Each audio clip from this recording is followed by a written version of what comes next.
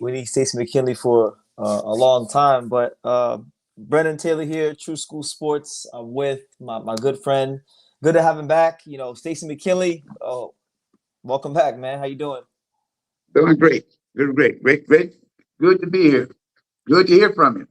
Yeah, great to have you back on, Stacey. I know it's been some months since the last time we spoke here on the channel, at least. I mean, I saw you when I was down there in Florida in May, but I don't know if you can speak on it because you told me some other stuff. But can you speak on the Teofimo Lopez Shakur fight now that some months have passed by? Well, I can speak on it. I don't. I mean, people who saw the fight. You basically, what you saw is basically what happened.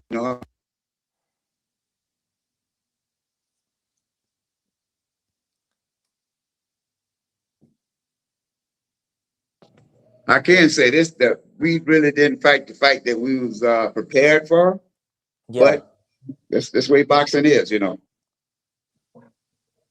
Okay. What was there anything that surprised you about Shakur Stevenson? Do you have a different view of him now? No, there was nothing surprised me about Shakur Stevenson. I've been knowing him ever since he was an amateur. I've been knowing him since he was a kid. I knew that he was a very good boxer, and I knew that he's a difficult guy to beat. He's a southpaw, and I work with many left-hand fighters, so I understand southpaw. One of my champions was Michael Nunn, who was a southpaw. Also, Manning Galloway, who was a southpaw, my world champion. Michael Moore, who's my light heavyweight world champions, WBO. So I can go on and on with left-hand fighters. So I know left-hand southpaw, and I know when one is good, and I know their style. So I wasn't surprised at this kid. No, I wasn't surprised at all. Okay, yeah, because I mean, I like Teo. What kind of fight were you guys planning on fighting with Teo? Because it just seemed like he was confused. He was caught in between two styles. He wasn't really sure of himself that night. Well, what we saw was in the first round. Okay, what we saw in the first round was a fill-out round, basically. Yep. And my concern was, okay, the first round is a fill-out round, but you got different types of fill-out rounds. You got some rounds that you take the entire round to fill the fighter out. Then you got some rounds you have to fill the fighter out fast. So our thing was to fill him out fast, because what you don't want to do is have to play catch up and start losing rounds. So we had to fill him out early in the first round and go to work right from there. Okay.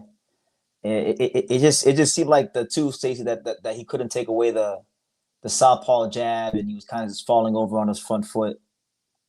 Listen. We knew that Shakur had a good jab. Okay, you got to understand one thing: Shakur is a converted southpaw. He's a right-hand fighter. Yeah, he's right-hand, and they convert him to southpaw, which means he's going to have a good jab, a strong jab. He's going to have a good right hook. So we already knew that. We knew that his right jab was a lot stronger than his left hand, because he's right-handed. It's just like Michael Moore. Michael Moore actually was a right-hander, and we turned him southpaw. Yeah. So when we turned him southpaw, his jab hand was actually stronger. But anyway, we knew all of these things, and we worked on all of this. Okay, but you got to implement them in the ring when fight night comes. Yeah, sometimes it doesn't come together on the night. I get it. As far as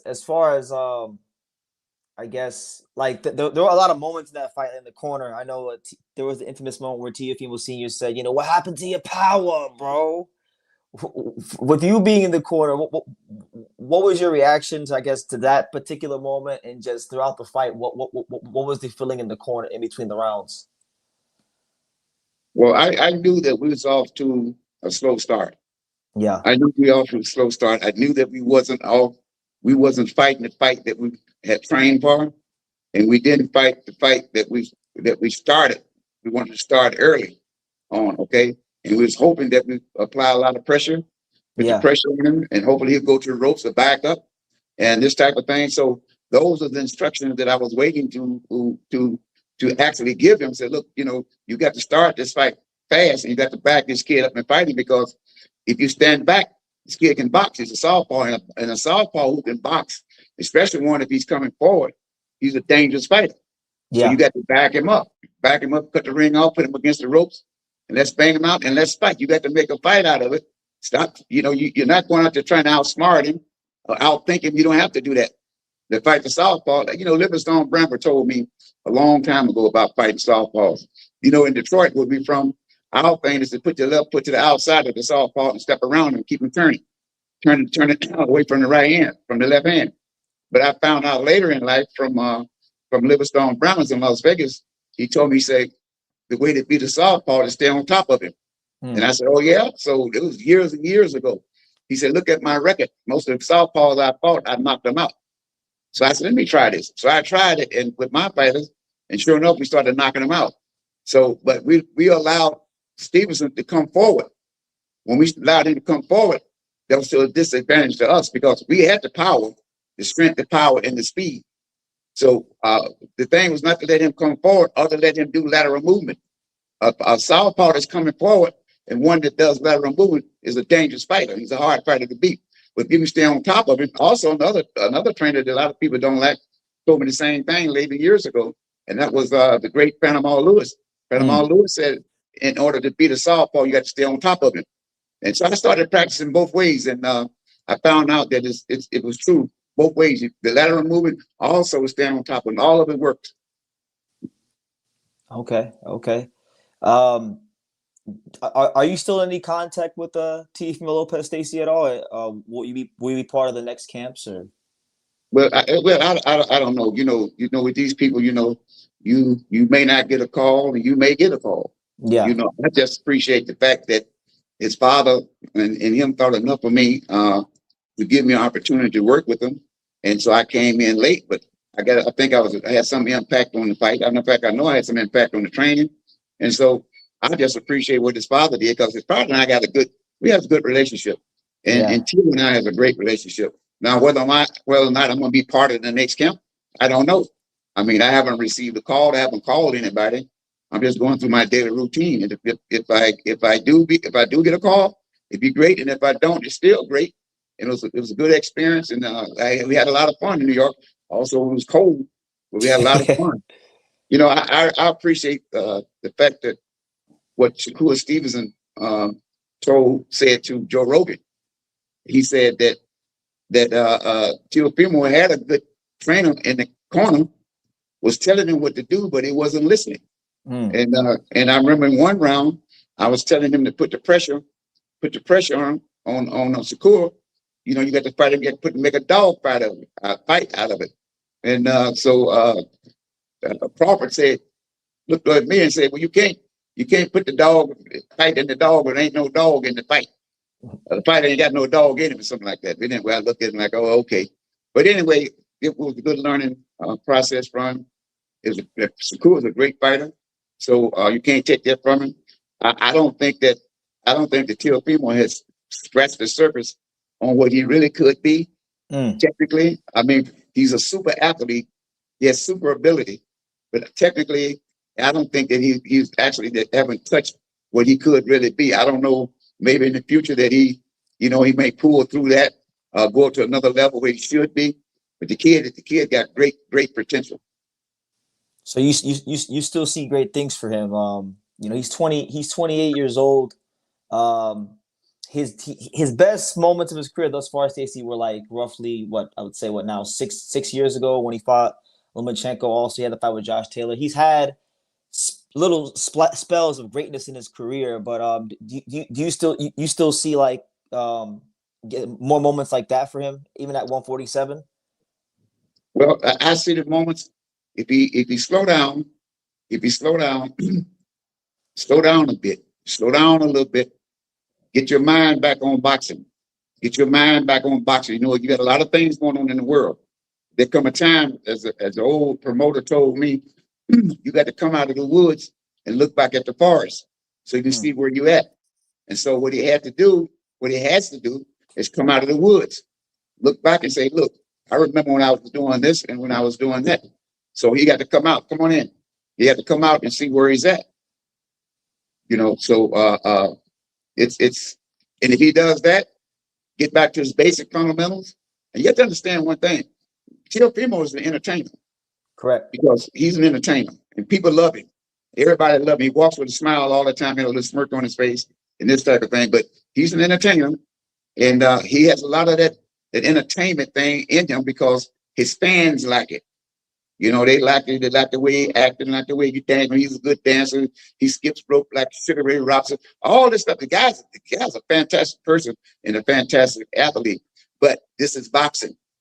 Sometimes you got to go back to the basics and start over with the basics. Once you do the basics and have focal vision, put everything out, then I think that he has potential because he's only 28 years old and he hasn't been hurt. So he has the potential. He got a lot. He got a big ceiling to go. Now, whether he does it, I don't know. But he has to be with the people that can say, okay, this is what we got to do fundamentally. And he has to be able to listen to it and do the fundamentals of it. That's all. Yeah, get back to the foundation of it all. Foundation. Sure. Yeah. He's got his they just announced he's fighting Rolly Romero August 22nd in Vegas. Knowing what you know about T.O., how do you feel about that matchup?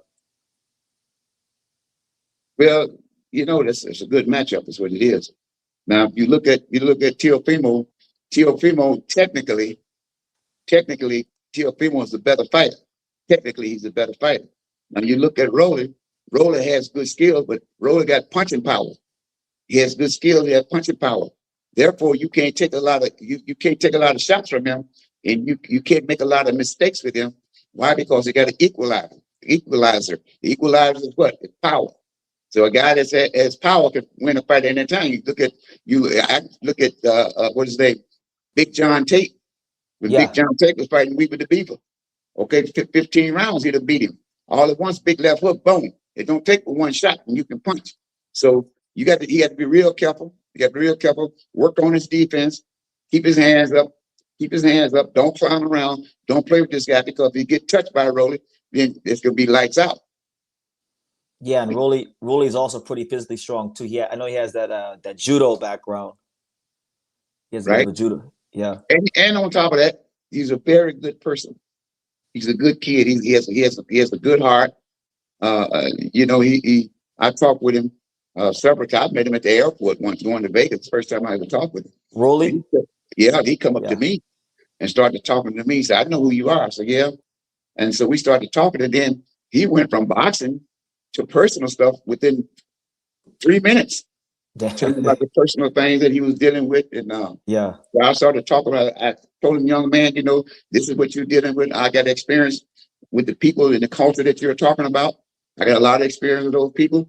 And just take your time. Your life will be better." So when I saw him in New York doing the Teofimo Stevenson fight, I asked him how was he doing. He said, "A lot better than I was the last time I saw you." So, but he's a good kid, which means he has a good heart. Both of them got good hearts. So, you know, it's going to be, you know, exciting, and I can't wait to watch. I can't wait to see the fight, you know. That'd be a good fight. And they know each other too. I know they know each other. I don't know about now, but I know they definitely were friends at one particular point, because I remember there was a video that went viral on here when in like 2021 when they were training down there in Vegas, and they definitely know each other. So that I think that's a very interesting aspect of the fight, the familiarity. Yeah, that's very interesting. And you know, it's like Shakur Stevenson said, "Well, I don't want to fight certain fighters because we're friends." Okay, we're friends. But Teofimo and Rolly, they realize they're friends, but they also realize this is a business. Correct. So once you step inside that ring, it ain't no friends. That's just all it is to it. There's no friends. There's no scripture. You know, we stripped it. It's a scripted. It's this scripted that. It's like I said about when Joshua and Wormacroft was doing these exhibitions and stuff. And I told my friends, I said, "Let me tell you something. He doesn't realize if he keeps fooling around with these exhibitions with these fighters, he's gonna get in the ring with one of these fighters one day, and the script ain't gonna work. Yeah, he's gonna lose. Because the fighter mind changes. And that's what happened to him in that exhibition. All at once, Joshua said, "Well, forget this. Forget the 25 or $30 million I can make. The fight thing kicked in. Boom, it was all over with." Now, a lot of people were surprised. I wasn't surprised, because I know you can't play boxing, because the fighter mind can change at any time in the ring. You can't. And You mentioned to your point about the friends. I mean, we just had in Ohio this week, Abdullah Mason, Albert Bell. They were friends. They fought each other.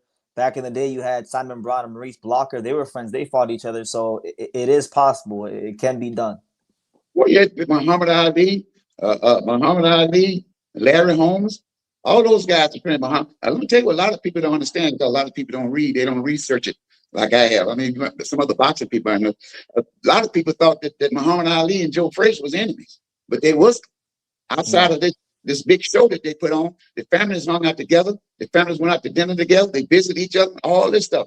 You see, they was friends. But when that bell rang, you don't have any friends. That's the only thing I don't like about Sugar Ray Leonard. I'm going to tell you about Sugar Ray Leonard. Sugar Ray Leonard had the most beautiful smile, and he would wink his eye. And because I was an amateur doing that same time, he would wink his eye and be friendly. But when he stepped inside that boxing ring, it was no friend. You don't have any friends in there. So I think that Rolly and I think the Teofimo understand that. I don't think they're looking at, well, we were friends. So when the fight is over with, they're still going to be friends. So they're going to be friends anyway. But you can't go in there, because you got to fight, and you got to fight to win. That's just all it is. And if it's really your friend, all that more reason to fight them. Y'all can both put some money in y'all's pocket and make a better life for yourself, you know? Absolutely. You know, I haven't experienced it, but I think that you go in there with that friendship mind. Okay, after 3 rounds, I think that friendship mind gonna come off once you get hit a couple of times. Wait a minute, it's not my friend. You got to fight. Correct. That's all there is to it. Yeah. Correct.